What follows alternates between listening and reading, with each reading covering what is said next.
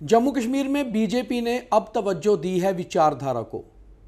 चाहे वो पहले होना चाहिए था, मगर देर आए दुरुस्त आए। अब बारी थी आइडियोलॉजी की बात करने की और विचारधारा की बात करने की। इसीलिए लीडर ऑफ ऑपोजिशन बनाया गया सुनील शर्मा को और डिप्टी लीडर चुना गया डॉक्टर नरेंद्र सिंह को। आखिर कौन हैं सुनील शर्मा और नरेंद्र सिंह, कितने ज़रूरी हैं सुनील और नरेंद्र, ये सब बात आज हम इस शो में करेंगे। 77 ईयर्स में जी, केवल 3 साल और कुछ महीने हम सत्ता में रहे, अलायंस में रहे। बाकी लगभग 74 ईयर्स हमने अपोजिशन और विपक्षी देखा है। हमारी बनावट जो है, हमारी मैन्युफैक्चरिंग जो है, वो विपक्ष की ही हुई है और मुझे लगता है कि विपक्ष की भूमिका भारतीय जनता पार्टी के कार्यकर्ता से बेहतर कोई समझ नहीं सकता है।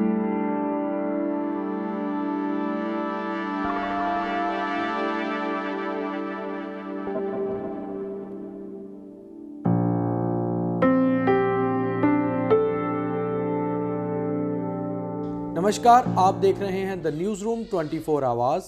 मैं हूं दीपक खजूरिया और बात बीजेपी की विचारधारा की। बीजेपी चुनावों के दौरान अपने लक्ष्य से चूक गई। बीजेपी का लक्ष्य था कि कम से कम 35 सीट्स जीती जाएं, कश्मीर से भी कुछ नंबर आएं और जम्मू के पहाड़ी क्षेत्रों से भी। आखिर वैसा हो नहीं पाया। बीजेपी 29 तक सिमट गई। 29 बीजेपी के लिए जम्मू में तो बहुत अच्छा नंबर था। प्लेन्स में और डोगरा बेल्ट में बीजेपी ने बहुत अच्छा परफॉर्म किया, मगर चूक हुई कश्मीर और राजौरी पुंछ में। उस चूक के बाद चिंतन मंथन भी हुआ। आखिर दो चीज़ों की आज मैं जिक्र करना चाहता हूँ। एक बयान योगी आदित्यनाथ का, जो मुख्यमंत्री हैं उत्तर प्रदेश के। उस बयान को अगर हम बहुत हार्डकोर बयान नहीं लें, विचारधारा से जोड़कर लें, तो उनका बयान बहुत सही और सटीक होता है। अगर बटेंगे तो कटेंगे। कटेंगे का मतलब यह भी हो सकता है कि सीटों से कटेंगे, सरकारों से कटेंगे, और जब सीट्स कटेंगी, कम हो जाएंगी, तो सरकारें नहीं बन पाएंगी। इसलिए एकजुट होना बहुत ज़रूरी है। और बीजेपी की एक खास बात रही है विचारधारा। जहां जहां और जब जब बीजेपी ने अपनी विचारधारा छोड़ी, बीजेपी के नंबर कटे, सरकारें टूटी और या फिर सरकारें बनने की स्थिति में नहीं आ पाई। दूसरा बयान गृह मंत्री अमित शाह का, जो उन्होंने किश्तवाड़ में दिया, वो बयान था, आप सुनील शर्मा को विधायक बनाकर भेजिए, उन्हें बड़ा आदमी बनाने का काम मैं करूंगा। मुख्यमंत्री के बाद असेंबली के भीतर लीडर ऑफ ऑपोजिशन की भी बहुत वैल्यू होती है, क्योंकि वो विपक्ष के नेता होते हैं। अगर सरकार के नेता मुख्यमंत्री हैं, तो विपक्ष के नेता अब सुनील शर्मा चुने गए हैं और सुनील शर्मा विचारधारा से आते हैं। बात करते हैं पहले थोड़ी सी सुनील शर्मा के बारे में कि आखिर वो हैं कौन। सुनील शर्मा किश्तवाड़ के रहने वाले एक छोटे से गांव से। उनके पिताजी का नाम श्री बंसीलाल शर्मा था, जो अब इस दुनिया में नहीं है। 47 वर्षीय सुनील शर्मा ने अपने जीवन में बहुत मेहनत की। वह विचारधारा के परिवार से तो आते थे, मगर बीजेपी के कोई बड़े नेता के बेटे नहीं हैं, ना ही उनके परिवार से कोई नेता था। उन्होंने अपने शुरुआती दौर में जम्मू कश्मीर पुलिस के साथ as a SPO, special police officer भी कुछ देर काम किया हुआ है। आतंकवाद के खिलाफ लोहा लेने का काम, बहुत ही एक्टिव एसपीओ थे। जो उनके उस समय के अधिकारी थे, यानी कि पुलिस ऑफिसर्स थे उनका भी कहना है कि सुनील शर्मा एसपीओ के रोल में भी इतने ही परिपक्व और ऑनेस्ट थे जितने वो आज राजनीति में हैं।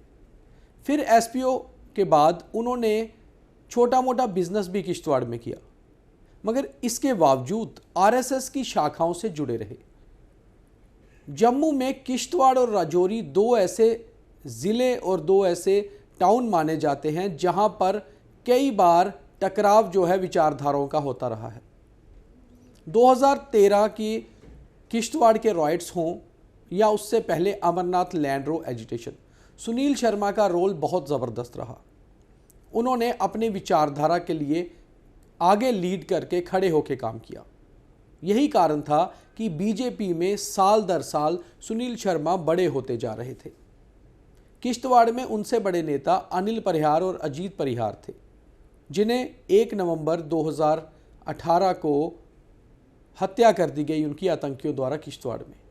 मगर सुनील शर्मा लगातार तब भी आतंकवाद से जूझते रहे, बावजूद इसके कि उन्हें कई सारे थ्रेट कॉल्स, कई सारी धमकियां भी मिली।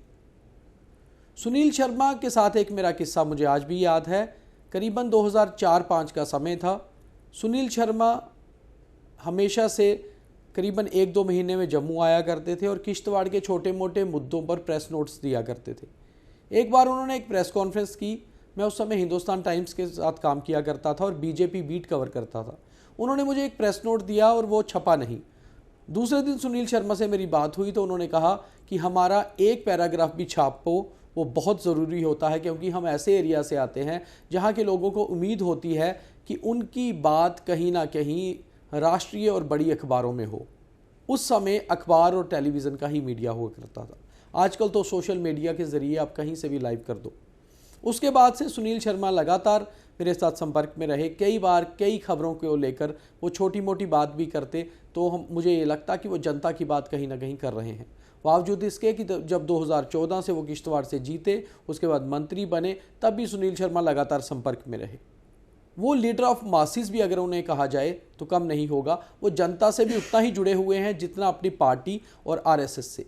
यही कारण है कि सुनील शर्मा एक मल्टी टैलेंटेड नेता तो हैं ही हैं, साथ ही साथ विचारधारा के बहुत पक्के हैं। फिर वो समय आया जिसने सुनील शर्मा को दिल्ली के बेहद करीब किया। जब जम्मू कश्मीर में पहाड़ी स्टेटस दिया गया राजौरी पुंछ के लोगों को, तो सुनील शर्मा ने उसमें बहुत रोल निभाया। जब गुज्जर जो बिरादरी के लोग थे वो एंटी होने लगे बीजेपी में, सुनील शर्मा ही वो नेता थे जिन्होंने कई बैठकें की और उसके बाद वो होम मिनिस्ट्री के और होम मिनिस्टर अमित शाह के भी करीबी होते गए।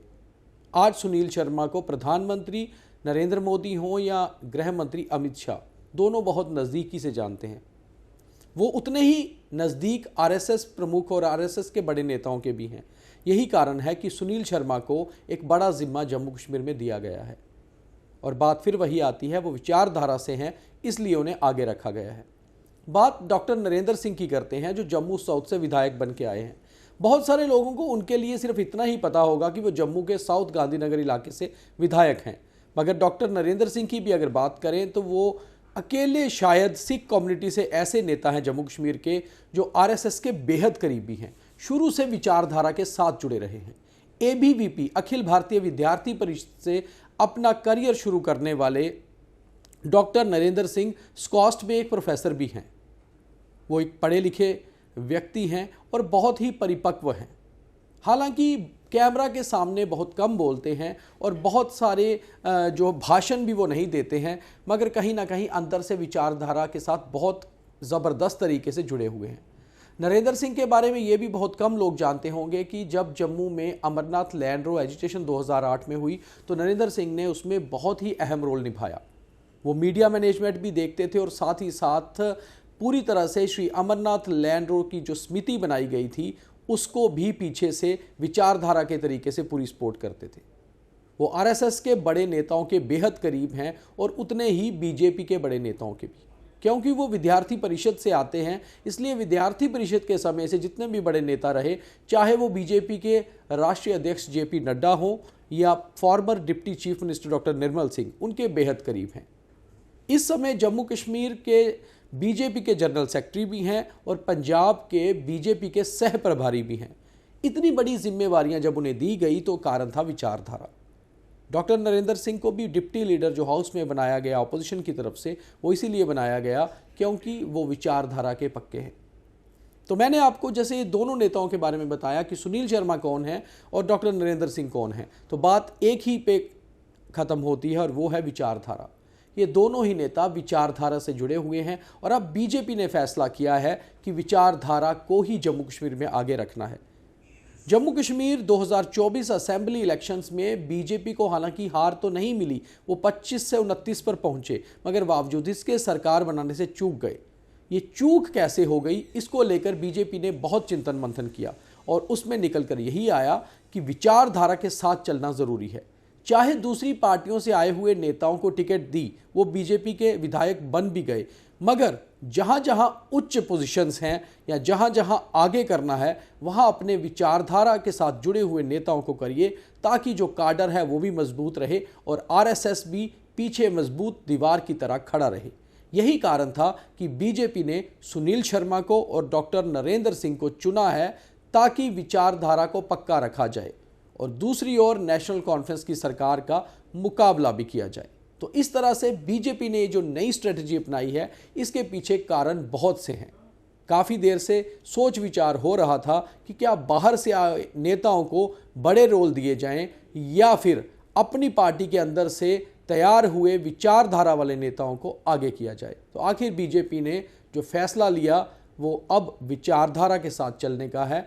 बाहर से कोई पार्टी में नेता आता है उसका बहुत स्वागत है और उसे अपने विचारधारा में ढालना भी होगा, मगर हमारी कुछ आरएसएस नेताओं से भी बात हुई है, उनका कहना है कि आरएसएस भी इस फैसले से खुश है और इसके पीछे पूरा रोल आरएसएस का भी हो सकता है, क्योंकि विचारधारा की बात लगातार संघ करता आया है। तो अब देखना है कि जम्मू कश्मीर में नए चेहरे वाली ये बीजेपी किस तरह से आगे बढ़ती है और जम्मू कश्मीर की नेशनल कॉन्फ्रेंस सरकार के लिए कैसी मुसीबतें असेंबली के अंदर और बाहर खड़ी करती है। उम्मीद है आपको हमारा ये कार्यक्रम अच्छा लगा होगा। अगर बेहतर लगा है तो कम से कम 5 लोगों के साथ शेयर ज़रूर कीजिए और आपने अगर अभी तक हमारा चैनल सब्सक्राइब नहीं किया तो इसे लाइक, फॉलो और सब्सक्राइब कर लीजिए, क्योंकि आपको यहाँ पर सटीक इन्फॉर्मेशन पूरी अच्छी खासी डिटेल्स के साथ दी जाती है। बहुत धन्यवाद।